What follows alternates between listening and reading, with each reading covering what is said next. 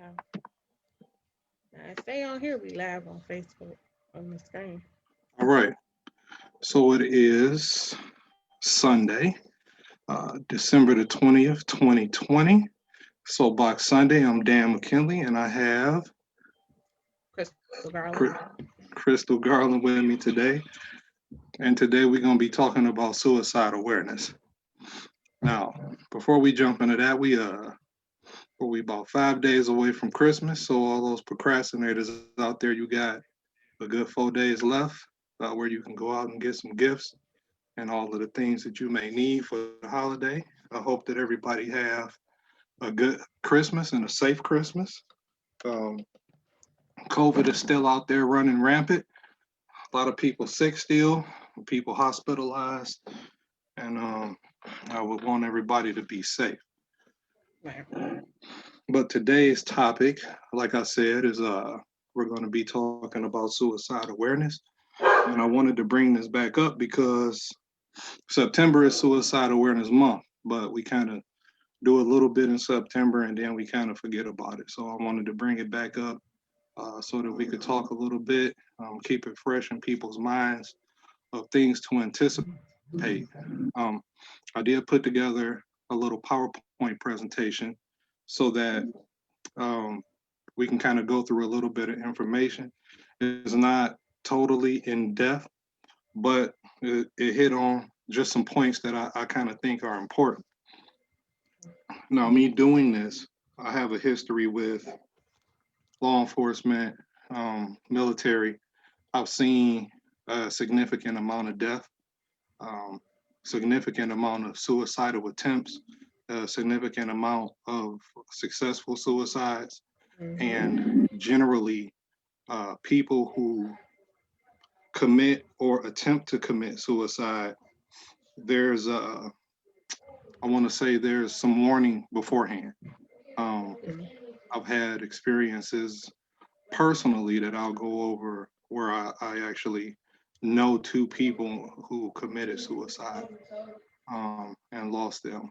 But just from what I remember seeing from families and people going through different suicidal attempts and successful suicides, I just wanted to share this information with everybody. So I'm going to share my screen in a second, but I want to be able to get to the comments on my phone so I can see what's going on. All right, so I'm in. All right, so I'm gonna go over this presentation quickly, and I'll talk about, my experiences, and then we'll talk to Crystal about her particular situation that took place.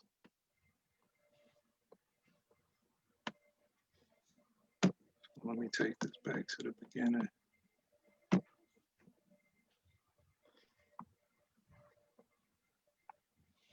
Need to share my screen.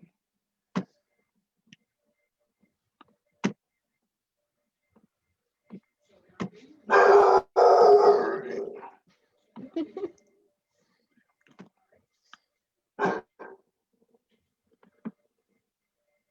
All right, so today we're gonna, hold on, let me shut this down.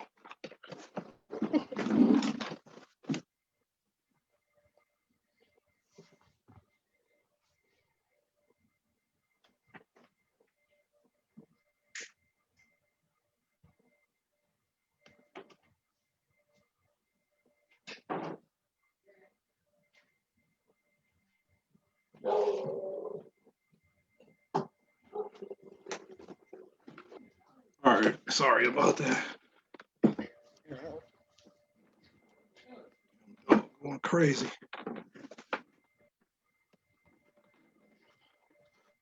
All right. So this is about suicide awareness. We're gonna go over a couple of warning signs. Um, so we go through some awareness, warning signs, some mental health, how we can respond to people that are suicidal, some coping skills, and then finally we'll close out with resources. All right, so for awareness, we got Suicide, the second leading cause of death for Americans aged 15 to 24. This is huge for that particular age group. The largest age group, or the most significant age group affected, will be elders. So people 40, 85 and older, or people 45 to 64.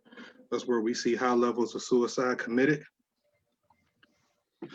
Firearms are utilized over 50% of the time, where mostly men use firearms. So I think it's like 52 or 53% of the times of completed suicides, and men represent over 75% of suicides committed, compared to 22% of women. Now on this chart, we see that blacks are low on the chart, but still an impact on our particular community. Oh, wow. Now, for every suicide that's completed, there's an estimated 25 attempts that take place, not for a particular person, but just in general.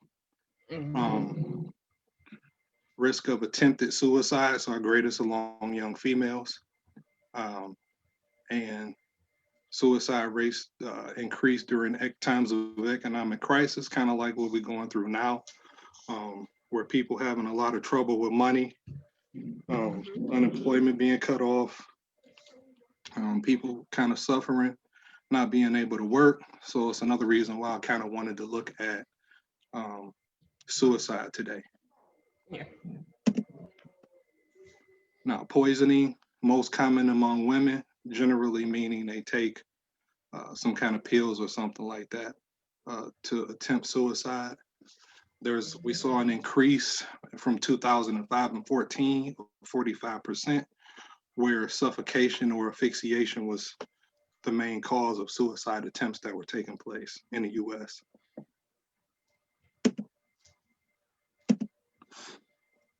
Now, why do people commit suicide?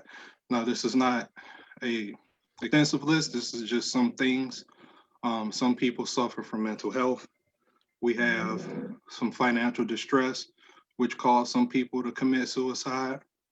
I can tell you one story where I was working on the police department, and a guy he jumped off of the parking garage at Motor City because he was trying to get some money, and he gambled his rent money or all the money he had for his bills, and he leaped off of the parking structure and just landed in the street. So a lot of times financial distress is one of those issues that can take people over the edge. Relationship issues where people break up, or somebody get cheated on, you may see a murder suicide, or you may just see a suicide take place. Substance abuse, where people may just intentionally OD, or you may see people in legal trouble where they may be facing potential jail time. People with gender identity issues, not knowing who they are, or they may not feel like they a man or they a woman inside. They struggle with suicide attempts. Over recent years, we've saw increases with bullying or severe illnesses, like, let's say, I don't know if you might be old enough to remember Jack Kevorkian. No, that's you're a little too young for that. So they was calling him Dr. Death. So people who was suffering from they was either elderly or they had real bad illnesses, they was in a lot of pain, he was like helping them commit suicide. And it turned into a whole thing here in Michigan.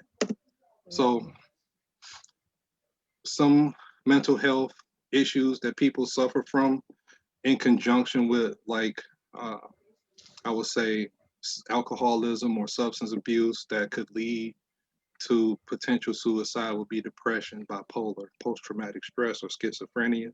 That don't mean if you have these things that you would be suicidal. It just means that sometimes it can be a contributing factor. So some warning signs. sometimes you may hear people saying that they want to die. It may come out blunt. You know, they may say they don't want to live anymore. They may talk about having no reason to live. They may discuss being burdens of others. Those are like verbal communications where you can hear in somebody's conversation, that, they don't want to live anymore. Um, they may express feelings of hopelessness, no way out. The world would be better off without them. That kind of conversation would lead me to thinking that I need to talk to somebody. If I see somebody talking like that, I'm gonna reach out to them and see how they doing, see where they head at, and just see, what's going on. Behavioral changes where we see people withdraw, um, increased alcohol or drug abuse, reckless behavior. You may see somebody start sleeping with a bunch of people unprotected, a lot of drunk driving, giving away prized possessions, things like that, where you see somebody kind of out of character or being a little ruthless or reckless with their behavior, are some signs to look out um, for potential risk of suicide. Again, we talked about the physical or mental health issues, or if they have a family history of suicide or previous attempts. If somebody say uh, that they suicidal or they give like these kinds of um, behaviors or express feelings and they have a history, those words should not be taken lightly. You should definitely take them serious and reach out to them to make sure they don't need any help. Now, for the LGBT community, I saw that youth are 4 times more likely to commit suicide than any other young people. 41% of trans adults have committed or attempted to commit suicide. And people with unaccepting families are 8 times more likely to commit suicide. Uh, these numbers are kind of staggering. Uh, I think that when I saw this made me feel like people kind of need to check the way that they treat other people. Definitely. Uh, if you don't agree with the way somebody lives, that's one thing, but to mistreat them or to bully them or to outcast them, I think is the wrong way to go about doing things. In my personal opinion, because people they are who they are, and I just think, especially if this is your son or daughter or whatever the case may be, love them for who they are. Right. Um, but this is an issue in this particular community, and there's a ton of information regarding the LGBT community, with not just suicide, but them being bullied, them being abused, them being raped by, like, especially men being raped by other men because like they scared to tell, what happened. So it's just a terrible situation in that community, and something that I think we need to continue to talk about and bring to light. In this slide, there's some uh, resources for people, uh, and I'll make the PowerPoint available if anybody want to look at it. But there's resources here if you're in the LGBT community, for that particular community, if you want to text or if you want to make a phone call. Um, those are some particular resources for you there. So if somebody is suicidal, uh, one of the main things you want to do is ask them if they are thinking about committing suicide and if they have a plan. Especially if they answer you and they have a plan, you definitely better take them serious, because that means they put some thought into it, and they know how they want to go out, probably where they want to go out, like it's been designed. So get them the help they need if you see this happening, and listen to them without judgment or ridicule. That mean don't tell them they being selfish. That mean don't tell them they being stupid. That mean don't tell them think about their kids or think about what they doing to other people. If somebody's thinking about committing suicide, they are not in um, a place where they considering those things. They're in a place where they are without options and they need some help. So Mm. get them the help that they need. If possible, remove any weapons or any remove any weapons or anything from the home that may be of danger to them. So now, if you have um,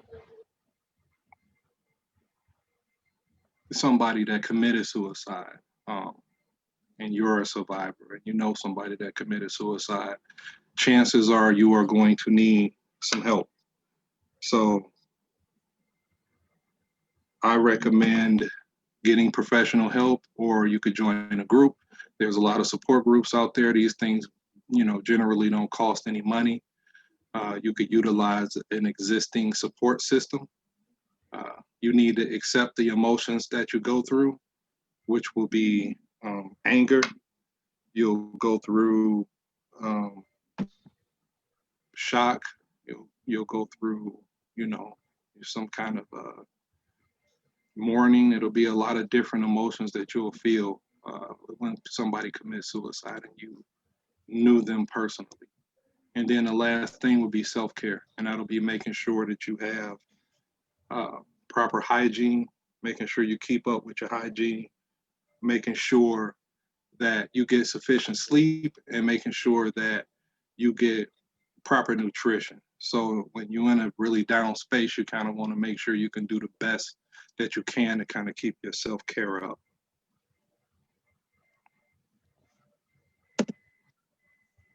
Now, these are the resources that I pulled for this particular presentation. It's the National Suicide Prevention Line. Phone number is 800 273 8255. And then the website is there.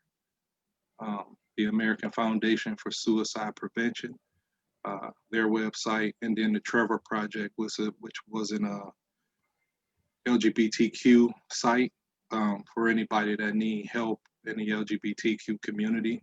They can go to the Trevor Project, or they can call the 800 number at 866-488-7386.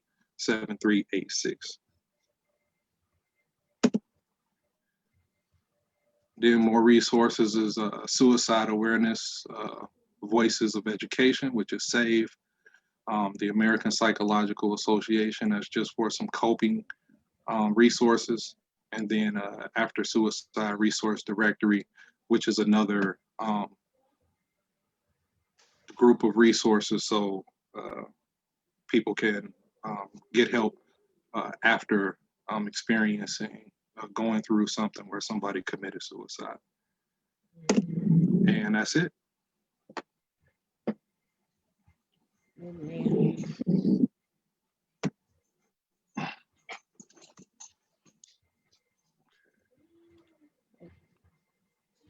So, all right. So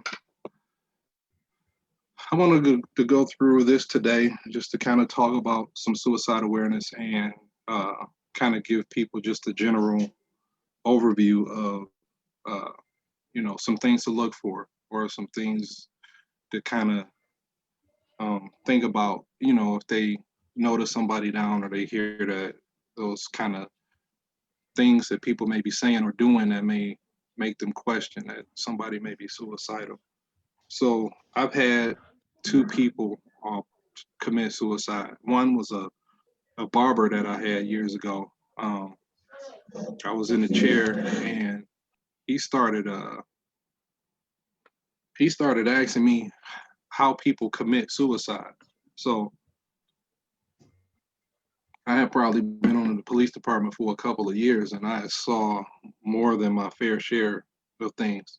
So, I was just in the barbershop telling, some stories of what I had witnessed and, what I had been through. And it occurred to me while I was sitting there to ask him why he wanted to know. And, he goes, oh man, I was just wondering, you're like, I know y'all see a lot, you say, I know it'd be crazy out there. I was just wondering. And I asked him, if he was thinking about killing himself. And he told me no. And then probably a week, 2 weeks later, because usually I go get a haircut every 2 weeks, he wasn't at work, and nobody was saying anything about it. And then, maybe, 2 weeks after that, I find out, he went home, a couple weeks after that, locked himself in a room and shot himself in the head.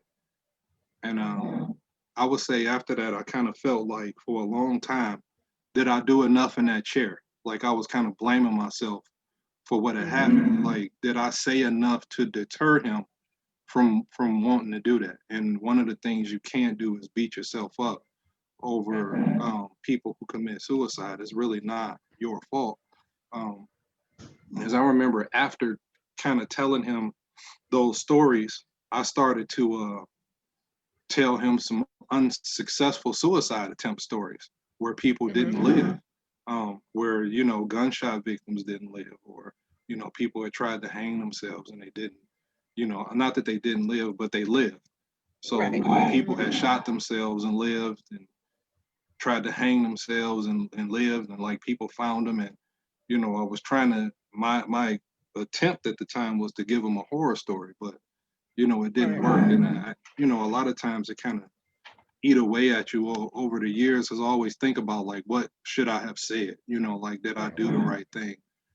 And another one was where I had one of my police academy classmates. I came home from the military, and I was talking to him about, just what I was doing with education, and, what my degree choice, and how I was working on my master's. And he was telling me that he was doing psychology, but he was complaining. He was saying that he needed money, and his baby mama was killing him with child support, and he couldn't get anything done, and just a lot of frustration.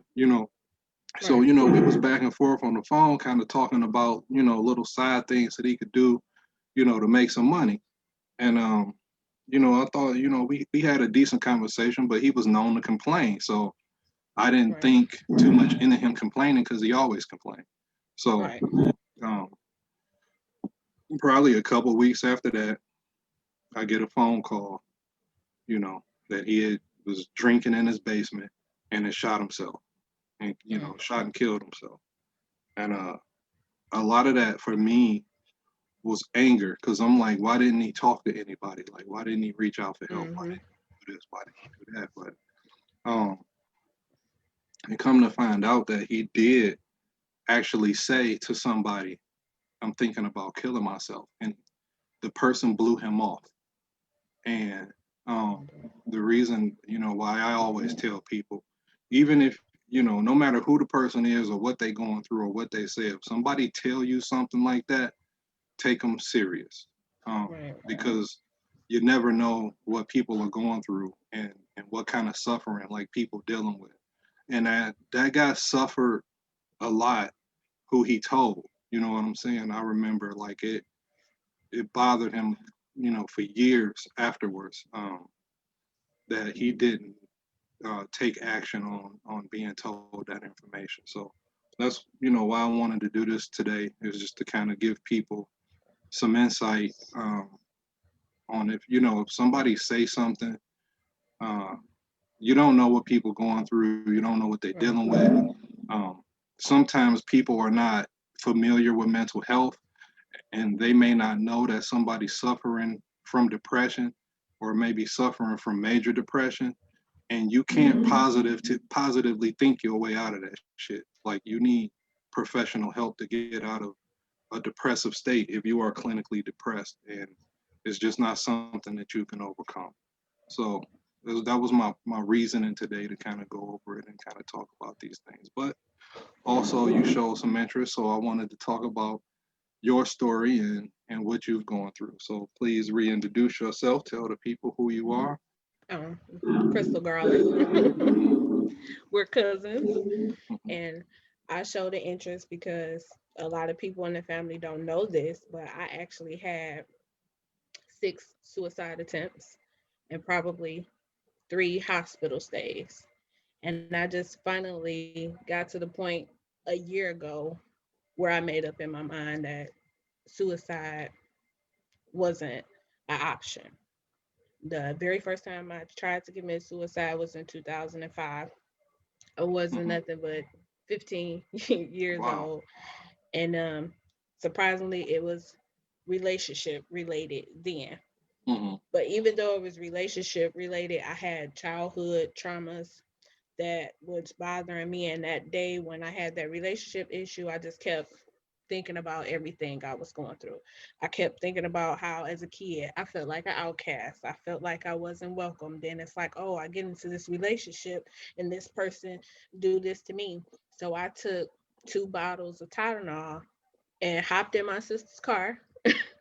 Actually, stole my sister's car Okay. and just went flying down the street in her car, driving all crazy up and down 7 Mile in the car. My attempt was to try to get into an accident. But even with all the maneuvering and flying and jumping in and out of lanes, I didn't get into an accident. But I had the 2 pill bottles in my system. And like after I took it, when I started to get sick, at that moment I was like, okay, I changed my mind. Maybe I really Hmm. didn't want to commit suicide. So I started trying to make myself throw up and it didn't work. And I ended up going to the hospital for that. You Had to took stay in the yourself to the hospital. hospital? No, it was actually my sister. Okay. She ended up taking me to the hospital because, I was throwing up. And it was like when I got there, it just so happened to be another girl, same age as me on the other side of the room who had a suicide attempt. And when I was there, and kind of like when I was telling the nurse what I was going through, and she kind of did the one thing like, oh, that's crazy. And that's not no reason to do that. And that's one thing I Hmm. can't stand. Like if you tell somebody you going through something, somebody that's not in your shoes to be like, oh, well, that's not a reason to do something like that, or that's not a good idea. And back then I didn't have kids, but later on down the line, me having Hmm. kids became another reason why I was supposed to stay here. But when the nurse was telling me, that wasn't a good reason to do that, she pointed to the girl who was across from me, like, she did the same thing you did. And she was like, I'm just going to be honest with you. She not going to make it. And she's like, you have an opportunity to make it. My situation wasn't as bad as hers. And I did witness the girl die across from me. Even with me witnessing that, it still didn't, take my mind off of wanting to be a suicidal person. Because later Yeah, because on, when I was that's her issue, right?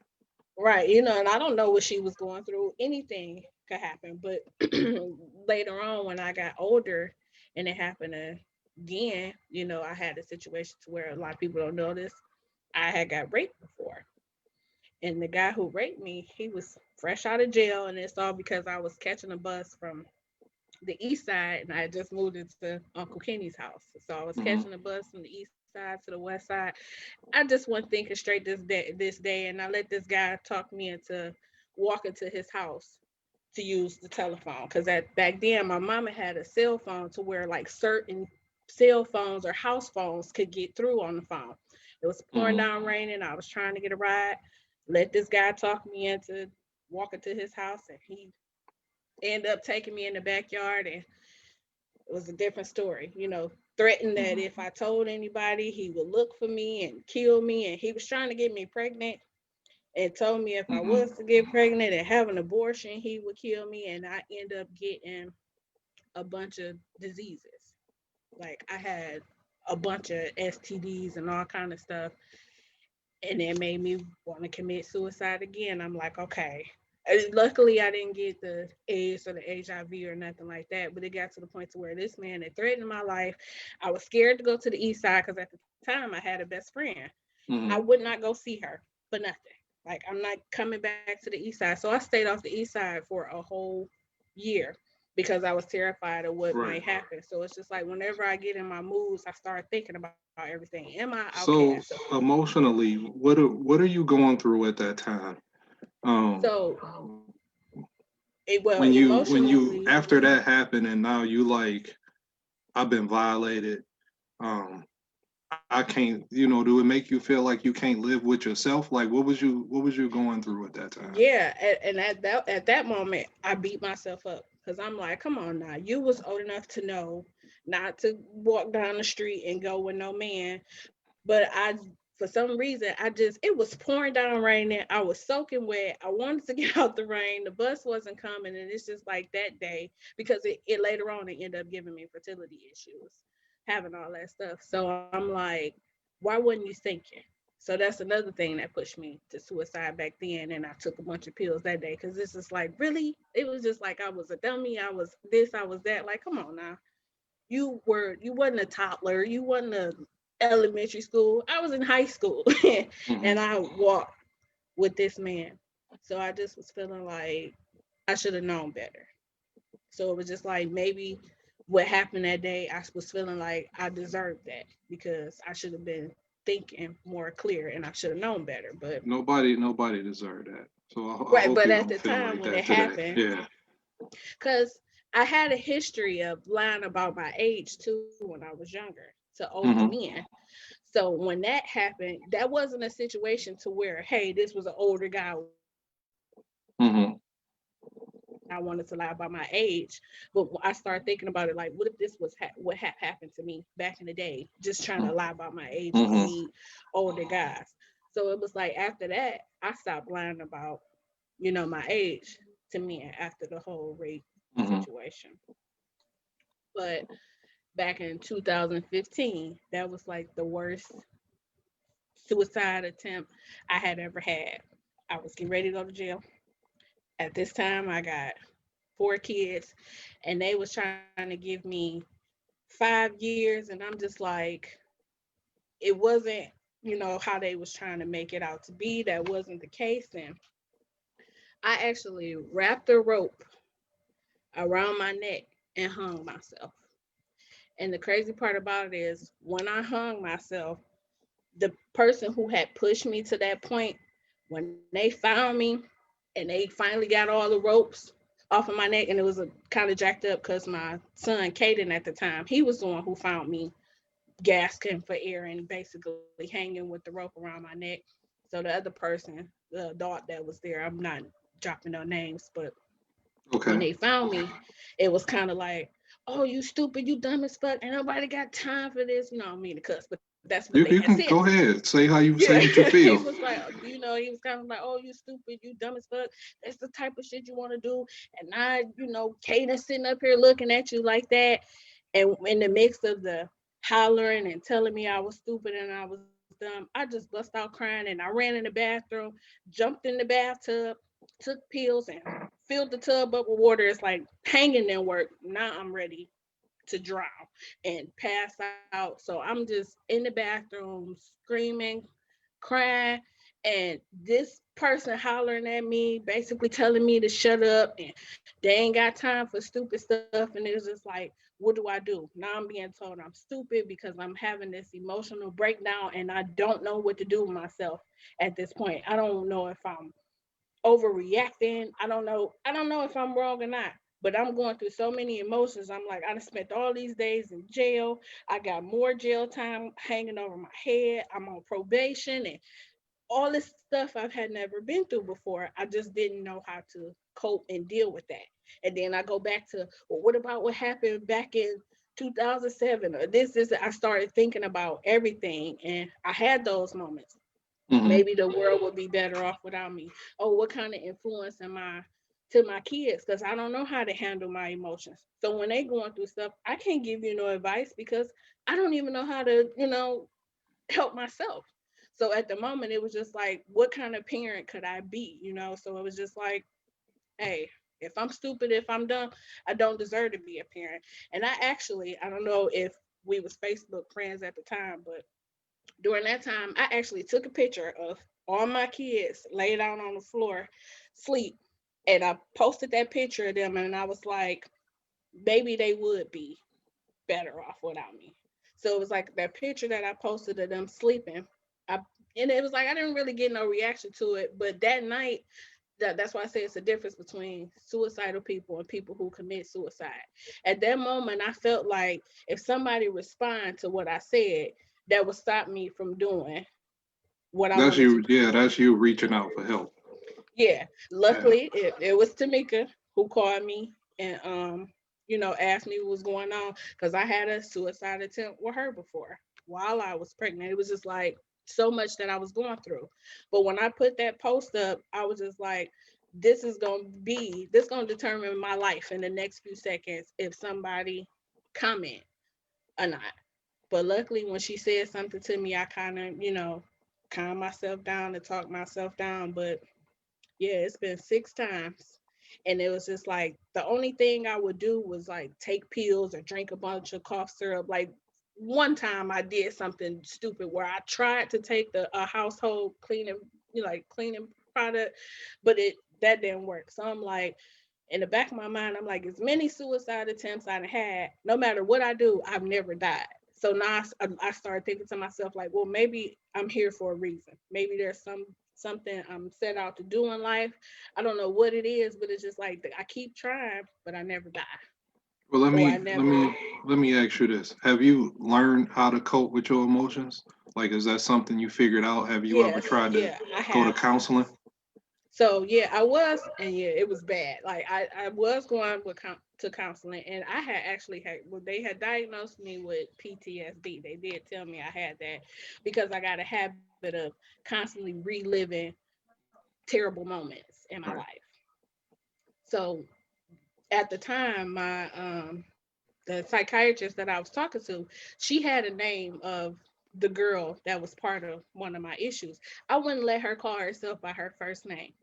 And I was like, at that point, I shouldn't be letting, something have that much control over me to where I won't even let this lady address herself by her first name because it was like a trigger for Hmm. me. To where like when I heard her name, I was ready to snap. Like, just don't say your name. Just don't. When you leave a message on my phone, don't. I literally told her, I said, do not say your name, and that's Right. jacked up. But when I realized, like, okay, I'm giving other people way too much power over my life, I'm losing control of my life, I got to do something. So I started researching stuff, like different ways to cope with stuff, meditating stuff, and then just trying to do different stuff to keep myself busy because the popping pills and the taking cough syrup, that wasn't the answer. And then it was just like I thought back because it was last year. My son Caden, he did something that he saw Hmm. me do. He had a little emotional breakdown, and he wrapped a cord around his neck. And at that moment, I was like, "Is he doing that because of what he seen me do?" It was It, like a it quick could little be thing, but learned behavior, and again, like if there's a family, like we briefly went over in the presentation, like if there's family history, he may have, mm, some issues with coping. So one of the things I think that you can do is get him into some kind of therapy if it's affordable, or something that's mhm, free, or right. something that y'all can do as a group, so that he can see that he got support from you.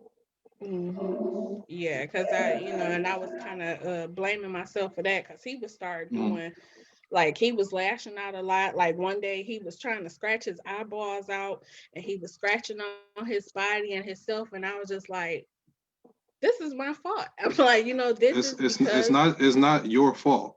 yeah, Okay, but so that's how I first, was feeling. yeah, don't think that it's not your fault. He has his own emotions. He's his own person, even though that's your child.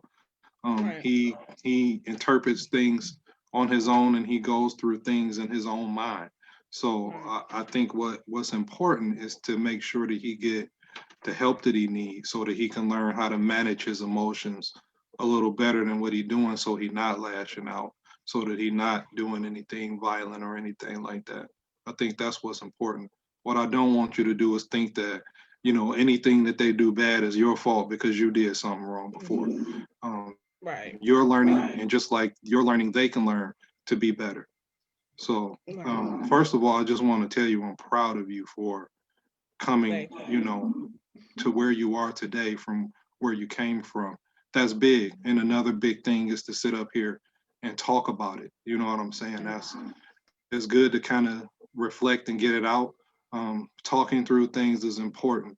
Uh, so, I mean, I appreciate you for that. And, Yeah. I'm proud of you for that, for being able I to appreciate it. to get through those things. Cause it's like so much more. And then I had thought about like writing a book, because it's like so much that I went through, and I've been told like a couple of times, like when I've tried to talk to certain people about some of the stuff that I went through, some people will listen to my stories like, wow, you should write a book about what you went through, because it's a lot. And I'm proud of my own self, because I'm like, I used to be so quick to want to argue with somebody or flip out or want to go kill somebody. Like I used to have thoughts of killing people. If like if it wasn't killing myself, or I was ready to kill somebody else. Now I'm just to the point to where Mhm. it ain't gonna be me or you. Like I just Right. don't even care no more. I got way more important stuff to think about. And after seeing, my son lash out the way he started lashing out and going through those emotions, I get it. I understood 100% where he was coming from, but I was Yeah. like, now it's time for me to do something different so I Yeah. can better help him. That's trauma. Like he has trauma. He Yeah. got his own trauma from whatever, uh, however he interpreted the experience with you, or any Mhm. other experiences that he may be having. Who Mhm. knows what he's going through at school. Who Oh knows well, how. and then my kids So did lose me while I was in jail. My kids had right, to go without me while I right. was in jail, and they wasn't in the best environment while I was locked up. But it Mm, was nothing I could do about it because of yeah. the decisions that I made. But it was just like once I got out, my plan was I had to do better. But it's just like Mhm. all the mistakes I made in the past, everything that might have pushed me to the edge, not happening.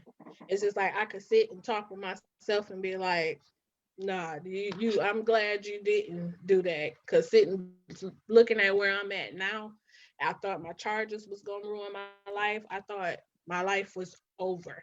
Like I don't care. Like I actually broke down the other day because I had applied for another job, and Mhm. they wanted to do a background check. And I Mhm. start crying on the phone with the lady, and I'm just like, you know what? I've come so far from those charges to where I don't even Mhm. want to be reminded. And they Right. like, oh, we sorry, but they Yeah. didn't understand my breakdown. But it was Mhm. like after I broke down, I was like, you know what? I'm gonna go ahead and do it. I'm over it all. I didn't pay my debts. I didn't do what I needed to do. I still Right. end up get possibly. I think I still got the job because they basically like, oh, you started on the fourth, but it was Mhm. just like when I seen stuff was turning around for me, I'm glad I did not take my life. Yeah. I Well, me thought too. about getting that. What is it? The semicolon tattoo. I don't know Mhm. if you know what that mean in the suicidal people community, but when you get that tattoo, meaning I made the choice to, continue Mhm. my story when I could Right. have ended Okay. it. So yeah, All right. that's where Get I'm that. at right now. A better place. That's good. That's good. I think it's easy for people on the outside looking in to kind of, judge you for, what you've been through, or, people, kind of judge you for all kind of things. I can tell you, I've been frustrated to the point where, I felt like fuck this before, and who cares if I'm around? Like I've thought those things myself. I didn't try to kill myself though, but I was mad one day, and I put a bullet through the floor. Um, Mm.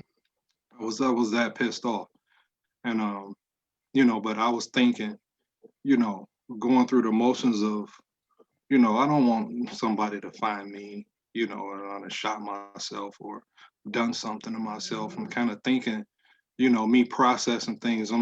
I overthink and analyze everything, so I thought myself out of anything I may have done anyway. So, I kind of just was completely frustrated with life, period, at one point.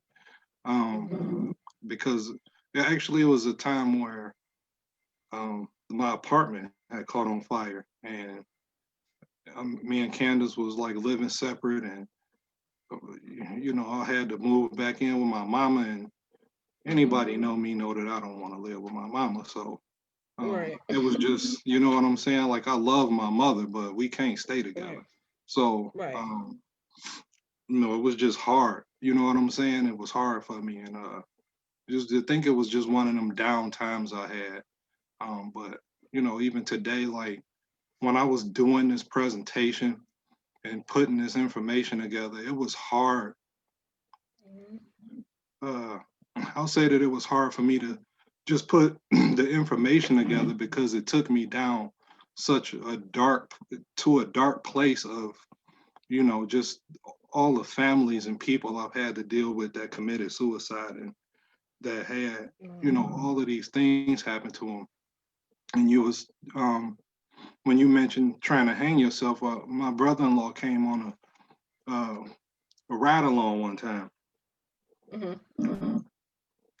and we had a attempted suicide, and the guy was just making these horrible gasping sounds because he had been hanging, and somebody found him and pulled him down. And it's just stuff that you just never forget. And I just going through all this information just took me to all of those different places and all of those different scenes, and like even with me dealing with um, you know, uh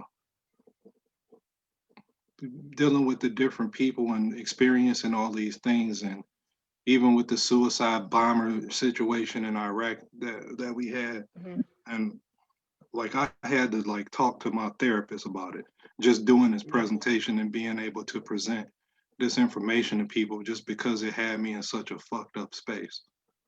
Oh, I know. So that's like when I seen you posted, I'm like, I know all about it. I know what it feel like to where I got to a point to where the suicide stuff was still in my mind. But when I would tell people and oh, well, what about your kids? And something you just said Mhm. when you said you didn't want nobody to, find you with a bullet in your head or something like that. That's why I felt like I was doing it the clean way. Like it wasn't Yeah, gruesome. You ain't gotta see no blood and guts. So let me hang myself or let me take some pills. But I started thinking about stuff like that and I'm just like, you know what?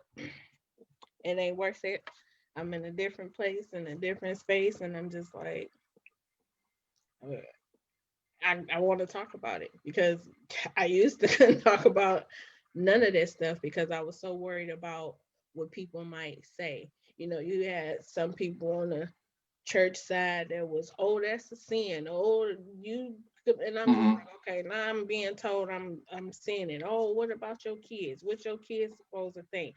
Well, think about who gonna take care of your kids when you're not around. And it was just like at the same time, even though I was at my lowest, even with me being at my lowest point and not really having no control, I still had to think about, okay, well, wow, what if I do this? Now I got to think about what's gonna happen to the kids. What's this? And it's just like I'm trying to be dead and gone, yeah, but I and got that's all this create stuff more I'm thinking stress. about. Yeah, Yeah, so yeah, it was hard, but I'm just glad that I don't have to go through that no more. I'm not gonna say I know how to cope 100% and deal with stuff, but I just know I'm not about to pick up a bottle of pills or Mhm. some cough syrup or anything. I'm probably just gonna put some headphones on and listen to some music or do something, but it won't be the suicide Yeah. I route. think the important thing is, I think for people to know that a traumatic situation can take anybody to any place. So we have to Mm-hmm. learn how to cope and deal with our emotions so that we are not driven, to those kind of decisions to where we feel like we can't find a way out, or we can't see past beyond the situation, right? Right. So like, we have a relationship issue, can we see beyond the relationship issue, or can we see beyond the financial distress we may be going through, or can we see beyond whatever trouble we may have gotten ourselves into? We kind of got to be able to push past those things. And again, like, understanding those warning signs, we have to know that for other people, because other people may reach out in different ways.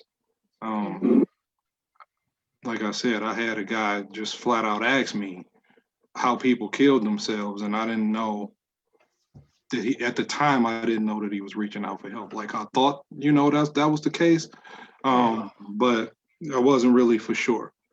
So, I just think it's important for people to kind of know what those things are, and especially with kids. Like, you have kids that have trauma, So Right. they have to be able to learn how to cope with that trauma and get beyond that trauma. They got to get past that. And the only way to get past that is to address it. Like we can't just let them bury it and not talk about it and act like it didn't happen, because it did happen. It's just something that we got to face. All right. Oh boy.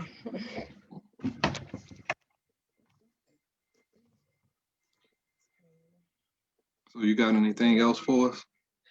Well, no, I don't think so. No, Okay. I kind of covered all my hospital stays. So, All right. So I but mean, I made them short stories. if there's no questions or comments from anybody in the comment section, I think we can go ahead and close it out. I don't want to push it for the sake of Yeah, pushing it. But right. really my goal was just to come on here and kind of talk and kind of put the information out there for people to see and understand. Um, like always, if I see somebody online, like if I see it, I'm not online like scrolling Facebook all the time. But if I'm Right. online and I see um, somebody saying something about, they can't move on or they at the end of their rope, or I will probably reach out to you. Or if you see anybody saying stuff like that, my thing is reach out and help them, or reach out and listen to them. Sometimes people just need to be heard. Right. So my thing is to, help people and to Yeah. teach people, and, for them to Well, understand what this look yeah. like, or understand what Excuse it me. Yeah. feel like. Huh? Well, I do want to stress one thing. Like it needs to be said.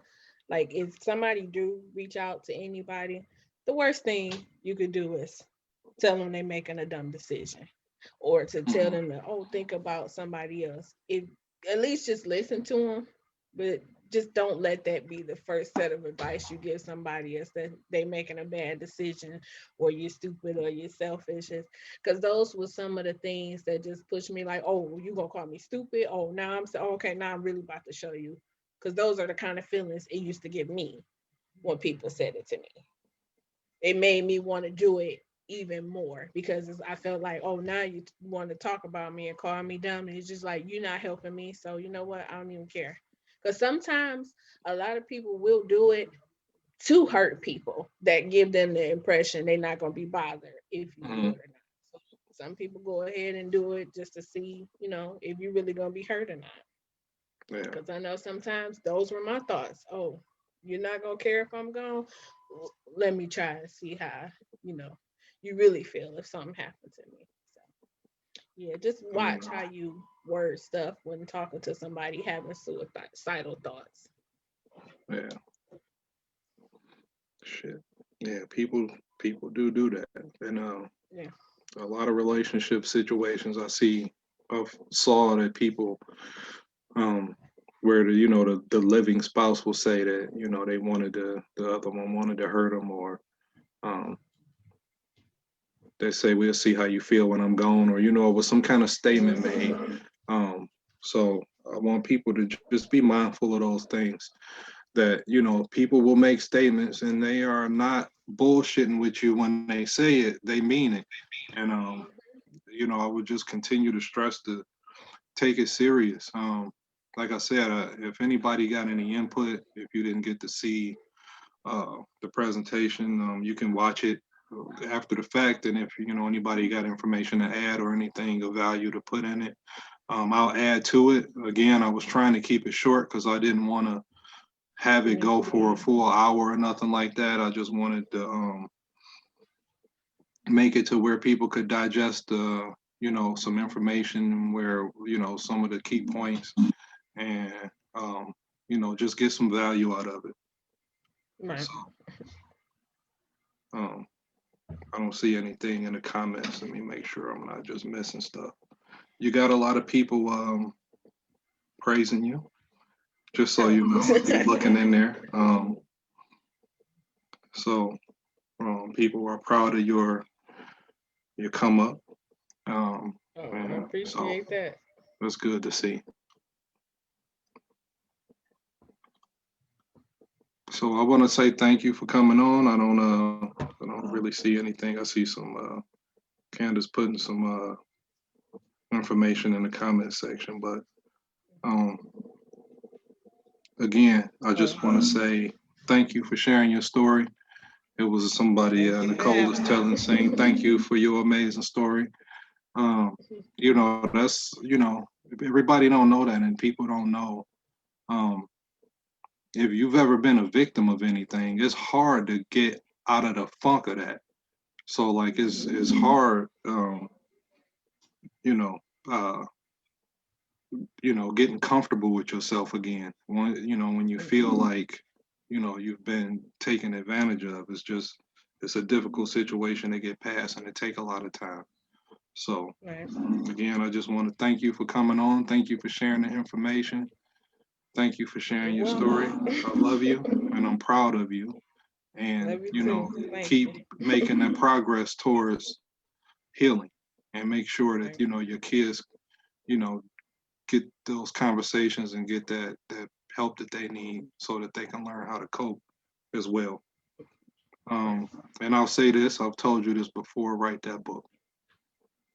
I'm Write I'm that book. I'm, I'm working Um, on it. it'll take time for people to hear you. Um, I know you want certain people to hear you, and that may take time.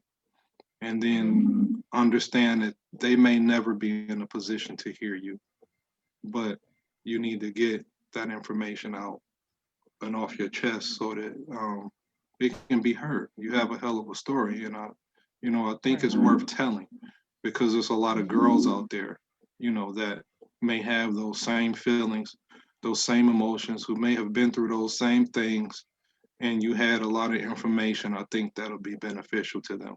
So Okay. you can be motivational to a lot of people, I think, more than you may realize.